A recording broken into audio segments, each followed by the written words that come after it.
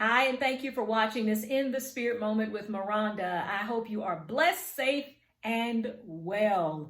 Today, I wanted to speak a moment about whose standard matters, because it's a question that keeps coming up in me.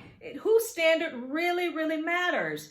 Is it God's standard, or is it the standards of this world? And a standard pretty much is something or someone we use to measure how we should live, a model, so to speak. And God in his word has shown us what his standard is. God is perfect. His ways are perfect. And as his children, we are to strive to live in godly character every single day. We will not always get it right. I'm guilty. I have to be convicted all the time. But striving to live out the godly character that God has commanded us to in his word to live out. He says, be holy for I am holy. And if we are his children, we are to live a life that is set apart from this world. And too often we're seeing people that have the label of a Christian, but don't have the lifestyle of a Christian, of a follower of Jesus Christ. It means loving. It means trying to be at peace with others. It means being respectful and compassionate. It means not being negative and speaking ugly of others when we disagree with them. We're not always going to agree, but we're to always love. God's standard is the only standard for believers that matters, not the world's standard. The Bible even tells us not to love this world or the things of this world, because if we do, the love of God is not in us. So I'm asking you to ask yourself, just like I have to ask myself, whose standard really matters to us?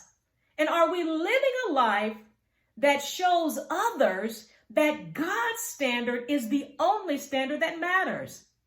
Are we living out that godly character the best way we can? We have to strive to do that.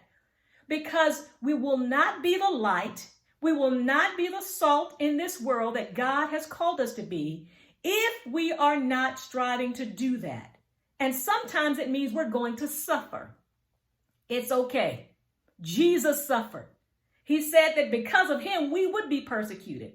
So if he was willing to suffer and die for us because he loved us so much, then we're to follow that example.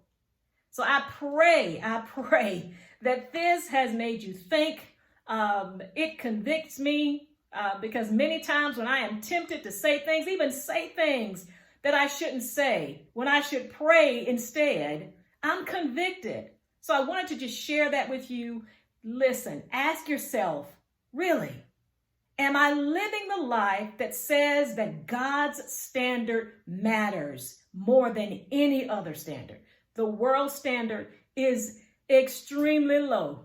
God's is perfect. So whose standard matters? Have a blessed week, and thank you for watching this In the Spirit Moment with Myronda.